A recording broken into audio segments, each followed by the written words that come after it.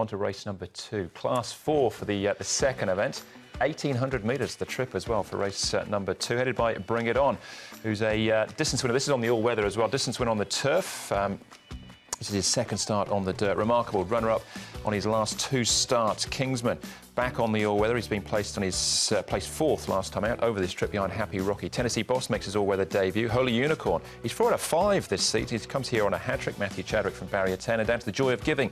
He's won 2 of his last 3 starts as well. Runner-up over this trip. Happy Valley last time out. He goes up in class. Bring It On, Remarkable and above. All been up at Chung Fa, Brad.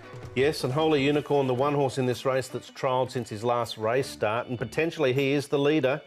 The Joy of Giving is going to step up into this grade for the 5th time in his career, but he's been in super form at the Valley. Only the 1 start on the all-weather. I'm not quite sure where he'll be placed from gate number 11.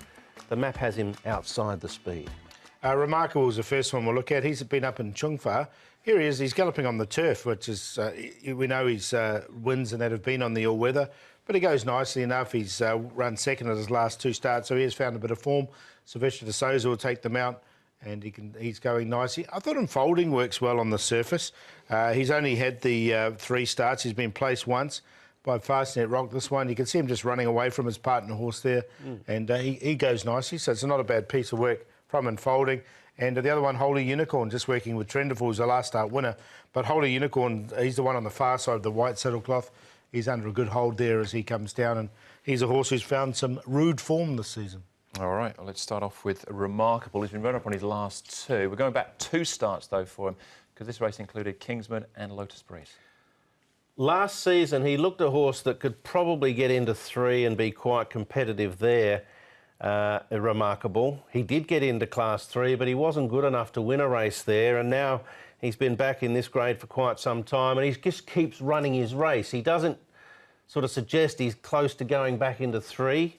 And subsequently, he's been thereabouts, but hasn't got the win on the board this season. So with that in mind, I'll tip him to run a place. I've got him same. Yeah, I've got him in once again, because he is showing consistency.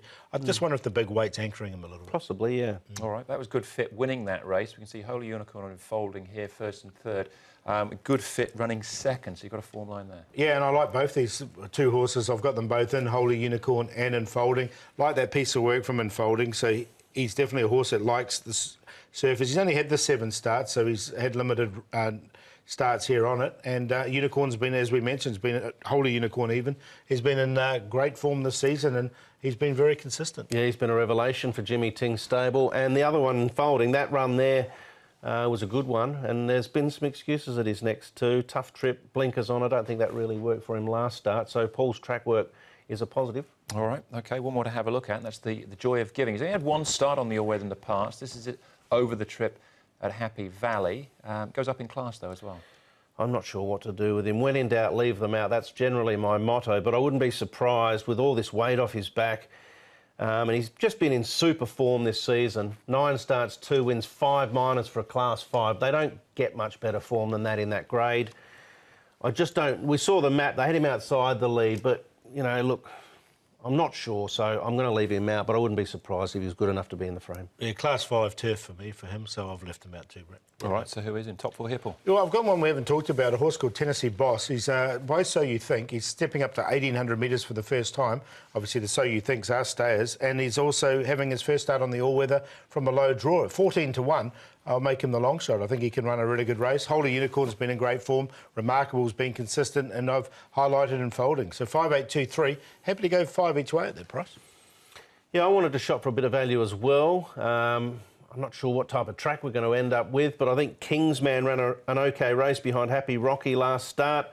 4 starts on the all-weather for 2 seconds and a 4th, so he hasn't won on it, but he's performed quite well on it from his outings. Remarkable, Holy Unicorn, and like Paul, I'll throw in Tennessee Boss, the other one potentially the Joy of Giving, but I'm happy to take the 4 at an each-way price of, what, 6 and 2.7? Yeah, I got the same numbers as you, Brett, actually slightly different order. But we've all got the 2, the 8 and the 5 as well. Tennessee Boss in the numbers. So, yeah, Barry 1, Neil Callan for Richard Gibson.